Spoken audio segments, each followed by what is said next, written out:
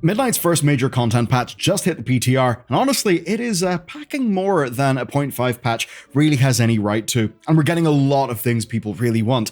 Deterministic gear is finally here, so if there's a raid boss that just has that one weapon or trinket that you absolutely love and you're plagued by bad luck, it seems they've got a solution for you. But there's much more than that, because the open world is about to get more stacked with activities, and there is prop hunt in Silvermoon. That's some of the major things. There's also nice little small changes, like say the Transmog system.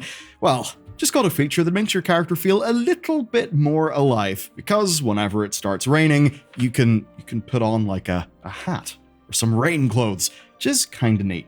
So let's get into everything patch 12.05 is bringing. I have a quick thing first though, because I've been using a new type of earbud when I'm out about, say shops, walking, or around the house. And it's one of those things I didn't know I was missing. So today's video is sponsored by Raycon and their essential open earbuds. They sit just outside your ear canal. So with them, I get my audio, my calls, my podcasts, but I'm not sealed off from the world around me. I can hear the traffic, hear people talking to me, just hear what's going on around me, or see if it's just a nice walk out in nature. I can listen to the thing I want to listen to and still enjoy actually being in nature instead of being in a sound isolated hole. It's weirdly freeing, and they're properly lightweight as well. The rotating hook keeps them locked in. I've worn them all day. I've forgotten that they're on. They're real comfy, and they're real easy to use with a multi-point connection, which means it can be paired to both your phone and your PC, and you don't have to faff around with repairing them, which is always annoying. And the battery is all in with the case, 36 hours, which basically just means you can charge it like once a week and it will just work. The essential open earbuds are perfect for refreshing your routine this spring, so go to buyraycon.com/Bellular Open to get 20% off, and thanks to Raycon for sponsoring. Right now, Midnight's world content is better than world content has been in quite a while, and I think a large part of that is the prey system. You've got the overlapping rewards, a bit of personality with the prey characters, and sure, it's not a full-blown Shadow of Mordor-style nemesis system, but it's pretty good. It's got just enough flavor to make the world, I think, stickier than expected. I've just enjoyed playing WoW's world content quite a bit more. And with Nightmare difficulty prey about to unlock, and 12.05 adding multiple new outdoor things, that's of course on top of delves and all the other stuff, I think Azeroth is beginning to feel way more packed. I mean, WoW used to be hit max level, spam some dungeons, start raiding, and maybe toss in a few reputation grinds because you needed a specific enchant or something. It's no longer like that. There's actually a shitload of things to do, and they're things that'll properly progress your character. So let's talk about what's new in this patch. First up, we got Void Strikes in Eversong Woods and Zalaman. These will rotate weekly between the two zones, but what's kind of neat is within a zone, once you complete one of these, the next one will spawn. At least it seems it spawns immediately. Their wording basically suggests, though, that it's kind of always active. And that design choice really matters. You see, in some past invasion-style events, you'd have this dead time in between spawns. So you'd log in, you do one, and then you just sort of faff about for like half an hour waiting on something. It seems a bit more like you can just log in and chain a bunch of these together, which is fairly strong. Now, multiple Void Strikes will then build into a larger Void Invasion. Blizzard says these invasions will require the might of many champions, so yeah, I think we're presumably looking at scaling bosses. I'm not expecting it to be something radically different to invasion-style content that we've got before. That being said, I think it'll be a decent enough iteration in that. And more importantly, when you've got the likes of Nightmare Prey layered on top of that, I think you're getting a far more compelling world content experience. But as it turns out, that is not the only thing, because next, we've got ritual sites. Ritual sites are new, small instances for 1 to 5 players where you're fighting against the Naga and the Twilight's Blade cultists. And it seems there's tiered challenge in this with selectable difficulty, at least based on how Blizzard describes it. I'm almost getting like a sort of a run-based feel. And what's neat is they're playable solo. And that does show us that Blizzard are properly committing to WoW being way more than just dungeons and raids at the endgame. And it's really showing in this expansion. You've got Prey, Void Assaults, Ritual Sites, and Delves. That's 4 bits of content in the game. But of course, Labyrinths are also coming. Now, they're coming in a far later patch. I believe it's like 12.15 or 12.17. Blizzard's shorthand for them is Mega Delves. So imagine the likes of, say, a Mega Dungeon, but it's just a huge, big, branching delve. that is a lot of stuff that you can just go and do, like solo or with your friends. And for the longest time, WoW just didn't have content like that. Now, a great thing is this all feeds into your Great Vault. So it used to be if you wanted good world content vault stuff, you would just spam max difficulty delves, and across a bunch of vaults, that would wear so goddamn thin. But now, the ritual sites will fill up those vault slots as well, as does Nightmare Prey, by the way. So basically, you can fill up vaults on multiple characters with far less repetition. That's so much more compelling than the world content vault track that we had, say, in The War Within. Now, reward-wise, for both the ritual sites and the Void Assaults, we're going to be earning field accolades. This is a currency that I presume will get you lots of different cosmetics, but also champion and hero gear, so it'll basically double as some mid-season catch-up. But that still is not the only bit of world content. There is one more thing.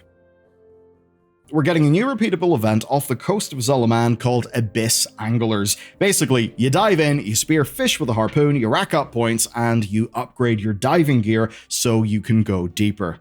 I have to wonder if anyone over at Blizzard has maybe been playing a little video game called Dave the Diver. Now, you'll be getting cosmetics here as well as fishing rewards, and to me, that ties into a bit of a pattern. The War Within expanded mining, making it quite a bit more involved and just, a little bit more interesting as you go from node to node. Midnight gave us some cool things like the skinning bonus loot creatures that you can now track on your map.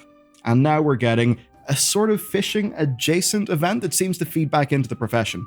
That's fairly neat. I think we're getting professions slowly turning into things that are just more worth doing in the actual world beyond just their economic value, and in a way where your skill and knowledge points in that profession actually matter to gameplay progression.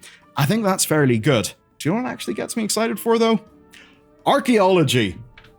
Blizzard, we're still waiting in that one, but judging by how quickly they're shipping things, I wouldn't be surprised if we get archaeology this expansion or perhaps next. I mean, it is kind of funny. You go into the little delve area with Valera. Standing over in the corner is Bran Bronzebeard. What does he do? He teaches you archaeology. Something you can do feck all with in this expansion. Decor jewels. These are just for fun, but honestly, I think they're kind of cool. They are team-based hide-and-seek in Silvermoon City, where one team will disguise themselves as housing decor items. So if you want to just go around as a bottle of wine, well, you probably do that anyway, but now you can do it in the game. The other team then will hunt you down, and if you're someone who just mono-games World of Warcraft, this probably all seems very bizarre. Basically, there's a game mode called Prop Hunt. I think it started off in Gary's mod. It's ended up in Call of Duties and stuff. Basically, you can disguise yourself as essentially an environment asset, and it's just a game of hide and seek. So as the people trying to do the seeking, you're kind of thinking like, is that decor item, is that out of place? Would a Blizzard designer really put it there? So it means that if you're somebody playing as one of the props and you're trying to do the hiding, you've almost got to put on your world design and, I guess, level design hat, because you've got to blend in as if you were placed there by Blizzard themselves. But beyond just the mode, the interesting thing for me is what this says about Blizzard right now. Housing decor is only really just a new thing in World of Warcraft, but we're already seeing them use it as a little bit of like an optional game mode. Basically, I get the feeling that they're playing with their own toy box, that they're maybe doing plenty of internal game jams, and that seemingly is leading to some neat new content. But okay, if you're a big seasonal gamer, it's time to talk about the thing that's for you, and that's the Void Forge. There's nothing Mythic Raiders like more than thinking about the new chains that Blizzard's evil game designers can shackle them to World of Warcraft with. No, I actually think this is a good thing, though. So, the Void Forge is kind of neat. And for years, in modern times, players have begged Blizzard for a way to chase specific items, say a trinket or a weapon that could just make or break a build, or that you just think is kind of cool. But then being completely beholden to RNG that can end up just feeling shit. So the Void Forge is Blizzard's answer to that. It's warband-wide, it brings back bonus rolls, but it brings back bonus rolls in a way that is way better than they used to be. So, the whole thing is built around the character of Decimus, who I think the entire player base is now in a polycule with. So rather than being a faceless just game mechanic like, say, bonus rolls used to be, I think this has just got more personality. It doesn't feel like a vending machine. Okay, so here's how it works. There are nebulous void cores, and nebulous void cores will let you target specific bits of gear. So whenever you kill a raid boss, or you finish a Mythic Plus, a Bountiful Delve, or a Nightmare Prey Hunt, so yeah, even if you're not a raider or a dungeoner, this actually matters for you, you then get an opportunity to spend your cores for an item from that activity, well, specific delve, specific dungeon, or boss's loot pool. And here's where it gets really cool. There is duplicate protection. So every item that you get will be removed from that boss's pool. So say there is a boss, it's got 4 items that are useful for your spec. Well, the first time you do this, you will get one of those items. The pool will then be down to 3 items. And that does mean you can get lucky and get the item you want first time, or if you keep spending, well, you will know for sure that you will eventually get the item that you want. So basically, this is a deterministic way of targeting gear, and that's exactly what people have been asking for a long ass time. Now let's talk about costs. So you can get 2 of these per week, and raid bosses cost 2 cores, while everything else will only cost 1 core. Now that basically is there to balance against some raid loot being better, but also raid loot pools for, say, a particular boss being smaller. Basically, Blizzard's own worked example shows the total cost to target a specific item working out similarly whether you're raiding or you're running keys. But you may be wondering how item level works here, and this is where I think Blizzard have done this in a real elegant way because of how it does function as bonus loot. So the item level that you'll get from the Mythic Plus Void Cores is going to be equivalent to the Great Vault rewards for that Keystone level, not the end of dungeon drop. So that is quite nice, and I think a neat thing here is that with the Mythic Plus ones being cheaper, say you're on an alt, it's a few weeks after this patch has came out, so there's a little bit of catch up, so you're getting, a fair few amount of these cores. You could just blast through a bunch of Mythic Plus dungeons and just use them, and you'll be showered in gear. You could save them up for a raid boss if you want to be a little bit more targeted, but I think this is a fairly neat way of giving us catch-up gear. And for the Mythic Plusers, this will really help them gear up properly because of those things being tied to the Great Vault item level for a particular keystone. Now, you may be wondering, how do I get these Void Cores? Well, Decimus offers them in weeklies in exchange for gold, Void Light Marl, or Veteran Dawn Crests. I think Veteran Dawn Crests being there is kind of interesting. Obviously, that's good enough for world content people, but I think many of us will be swimming in those things. But what I like is that those are all easily farmable and, more importantly, stockpilable resources. So if you've got a shitload in one of your characters, you'll just pick these up every week. Now, your weekly allocation of these increases by 2 each week for the rest of the season. But what about alts? Well, the Voidforge itself is progressed on an account-wide basis. That basically means your alts will benefit from all the progression you do in your main without you having to go and build the damn thing again. And if you combine that with, the general sort of catch-up mechanics that all of this represents, I think it's kind of neat how, say, a new alt could earn a load of these in a single week. And maybe that'll encourage guilds like mine to actually bother with some mid-season raiding and alts. But there is another thing as well, another type of Void Core. They're called Ascendant Void Cores. Now, these are a bit rarer. They're unlocked after crafting a special tool with Decimus, and they'll infuse your best weapons and trinkets with extra eye level. Now, they only work on a fully upgraded bit of hero, myth, or max quality Radiance crafted gear. So essentially, it's just an extra power spike on top of your best stuff whenever you've basically earned it because you've got your character completely tricked out. Now, obviously, the regular disclaimer does apply. The devil lies in the details. They could make an absolute, mess of this, but at least thus far, it actually sounds, pretty neat. So, good stuff, and certainly a little bit more interesting than something like Circe Circlet, which was the equivalent thing that we got in the past expansion, and I've actually forgotten the name of it, but there was another ring that we got in Dragonflight. And the thing about those is they just felt like a side thing that you'd have to go and do, that would just take up a bunch of your time, and wasn't really the core character progress that you wanted to make. These things seem just integrated in the regular content that you're doing. I think that's a good bit more healthy for at least what a system like this is supposed to represent. There are a few other things to talk about. There's loads of class changes, but honestly, There's going to be a big tuning wave like next week for Season 1. Loads of this stuff will change, so I don't think it's worth going fully into depth on these. But a neat thing is what's going on with the Drakthir. Now, I know not everyone plays a Drakthir. Most people don't. But what Blizzard are doing here could be cool for some of their classes and specs as well, perhaps in the future. So Drakthir Battle Visage is a new thing that can auto-swap your form. So if you are in your Visage form, but you cast a Drakthir spell, say one that requires you having wings or a tail, well, then you will shift into the Drakthir form for the spell cast, and then automatically back into your Visage. Now, this has had some weird technical things, some like camera positioning issues that they still need to work out. And because Drakthir are relatively niche, I don't think this will set the world on fire, but if they get this technology working, I think other classes getting some similar form-shifting gameplay could be really cool. I mean, obviously the likes of Druids have had cat weaving as a thing for ages, but I just think there could be a cool design space to explore with something like this. But okay, let's move on to UI and Transmog. On the UI side, a huge bugbear of mine has been fixed, where Blizzard's damage meter has now got a minimize button that will collapse it to just its header bar. So if you've been annoyed by how much space the built-in meter takes up, as I have been, then good, that is fixed. You can also shift-click to enable features directly in edit mode now, so you don't have to dig through the options to click them on in the options to then find them in edit mode. And this applies to the cooldown manager, damage meter, boss wardings, external defensives, and the loot window. They're also making the raid and arena frames a little bit bigger by default. They're adding cross-faction party invites to the recent allies feature, and this is truly game-changing, a new icon is in for stay a while and listen NPCs. Which I do think is relevant because Blizzard have actually invested in those things, this expansion especially. But now for the cooler thing, at least in my view, and that's Transmog, because they're adding 2 new situations, which are weather and time of day.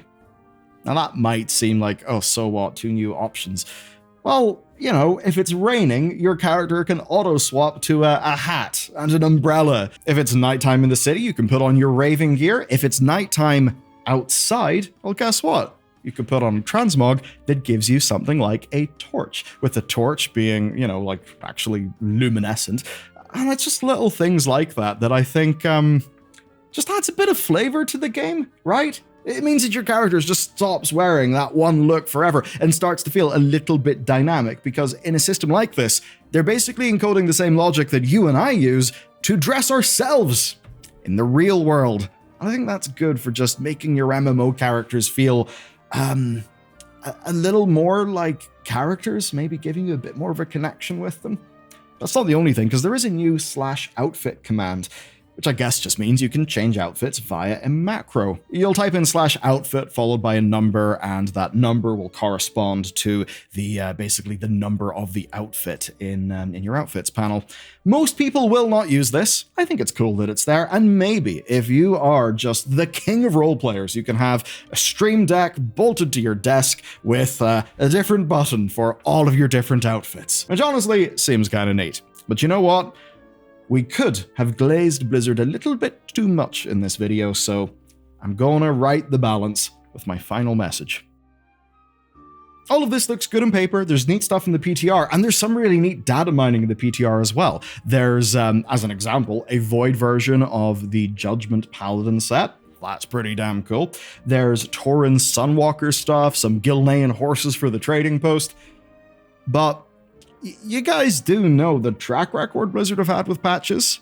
11.05 shipped full of bugs, and some features that basically felt completely pointless. Remember the Codex of Chromie or whatever it was, where whenever Blizzard were marketing the feature to us, it seemed like a really cool thing, this flavorful trip back into Silithus. But then you actually go and you play the damn thing, and there's effectively zero gameplay because everything just falls over the second you look at it and it feels like slop. Then there was patch 11.07, which was packed full of bugs, quite ridiculously so. But then there was 11.15 and 11.17, both of which were so just buggy and messy that it put a real dampener on World of Warcraft. We had events like Dastardly Duos that had some technically cool game design and stuff going on with them, but just didn't really work well in live World of Warcraft. There was the Nightfall feature. That was something that a patch was kind of marketed around, and it was broken on launch week. So I just bring all these things up to say that right now, I read through all this, I look at the PTR, and it's genuinely exciting. And based on the good time I'm having with Midnight right now, it does make me feel good about the game. But I also need to be responsible. WoW's minor patches have not had a great track record of just quality of delivery. It really does matter here. So I would say they have earned our excitement in what they're announcing, and I think what their intentions are with this content. But whether the actual deployment of this content will hold up, well, that is unfortunately an open question, and I'll only be able to trust Blizzard and things like this again once I have a good track record of delivery, which right now I simply don't have. So, I have poured a little bit of water on everything at the very end, but based on the last few years, I kind of have to say that, or else I'm just here as some sort of uncritical hype merchant, which might be good if you're excited about World of Warcraft, but I don't think it's in anyone's actual best interest. And it's just not what I want to be. So let me know what you think about all this, and if you want to check out a video next, I'd recommend you check out this one. It's all about preseason gearing and all the little tips and tricks that we've worked out, so with Season 1 beginning in just a few days, I think it's a good refresher to maybe plan your weekend in Warcraft.